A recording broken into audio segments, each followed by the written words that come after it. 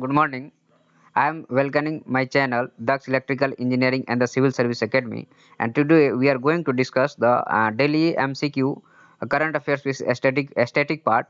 And these all questions are related to the previous year Union Public Service Commission examination question or important state public service commission question. Okay, so if you are watching this video, then watch very carefully and write a comment of each question in the comment box.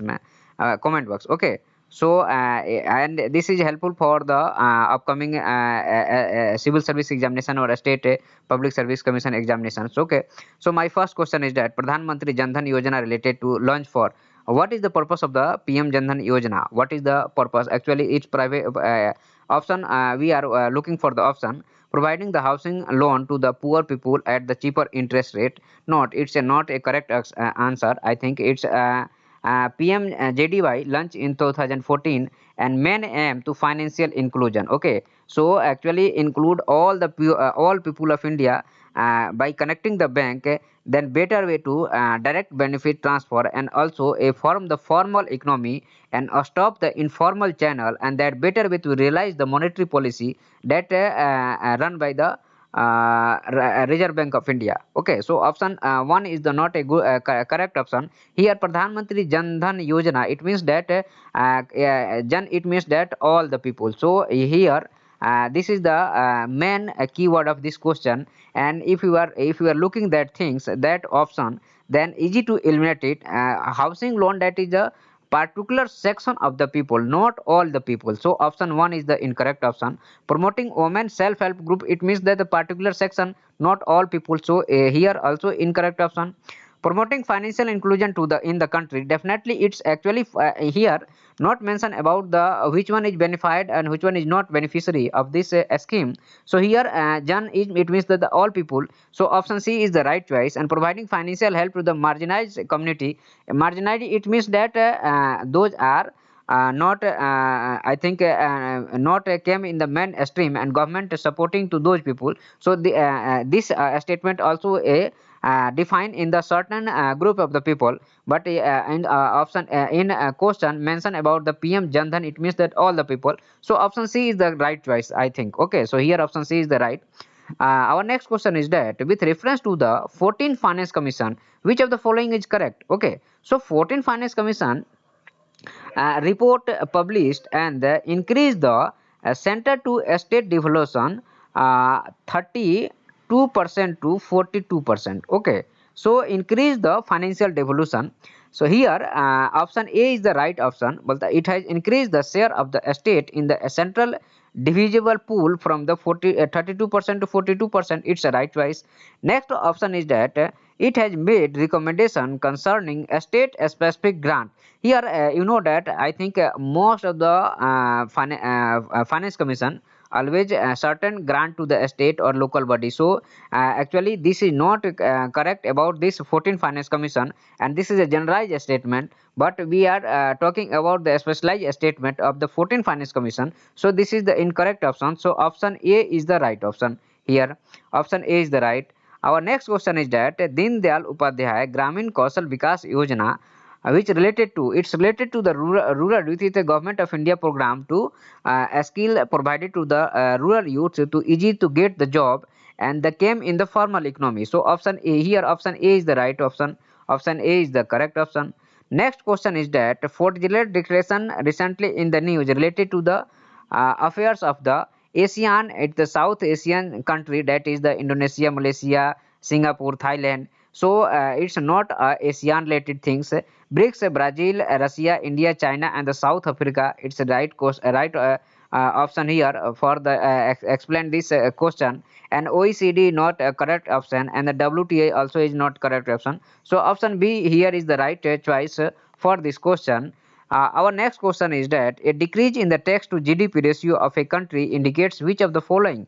Tax to GDP, it means that tax to GDP, it means that either tax or either GDP reduces and that impact on the indirect tax collection. Okay, or even a direct tax collection, but it's not impact on the economic growth rate, because GDP is quarterly decided but growth rate is yearly decided. Even at quarterly also growth rate decided, but not 100% impactful about the tax to GDP ratio, and this is not only factor to decide the economic growth. So option A is the incorrect option.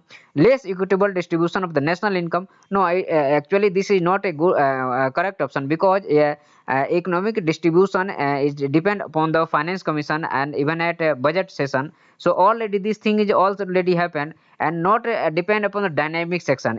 So this question is very beautiful question, because it's a confusing option 1 and 2. So you cannot confuse about these things, and you can choose the option D is here is the right choice. Okay, here option D is the right choice. Our next question is that in context of the South Atlantic and the Southeast Pacific region, tropical latitude cyclone does not originate. What is the region? Tropical latitude cyclone not generate. Generally, if you looking the condition of the cyclone generation, then we find that hot a certain temperature. I think 25 to 27 degrees Celsius. Okay, but in the South Ocean, temperature is low due to water body, because water body is not instant heat and not instant cold. It's take time to heat and the cold. Okay, so due to that, sea surface temperature is the very important point. Our other option is that intertropical convergence zone seldom occur. Okay, so यहाँ पे definitely it's a option B is also right, but sea surface is the most important, because in this latitude generally sea surface temperature is the leading factor. Coriolis force is too weak. Not this is not a correct option, because if you moving equator to pole, Coriolis force also present. Absence of the land of this region. Definitely a land, there is not a land in the southern Pacific or Atlantic, the less land available, but this is not a correct option. So option A is the right choice here. Option A is the correct. Our next question is that which of the following pairs of the state of India indicates the easternmost and westernmost state? It's I think it's a Laddu question, according to me, because here Gujarat and here Arunachal Pradesh, that is the easternmost and westernmost boundary. So here option D is the right choice, and I think every aspirant easy to answer this question, because this is very easy question. Consider the following statement regarding the directive principle of the state policy. Principle spell out the socio-economic democracy of the country. Definitely, this is the right choice, because directive principle of the state policy that describe about the how to gain the socio-economic democracy in the country, and I think this is the best way to realize that development, and even at court easy to give the decision about a certain related to the matter of the cases, because this is provide the base of the everything and human development. So option A is the here. Option 1 is the right choice. Our next option is that the provision contained in the principle are not enforceable by court.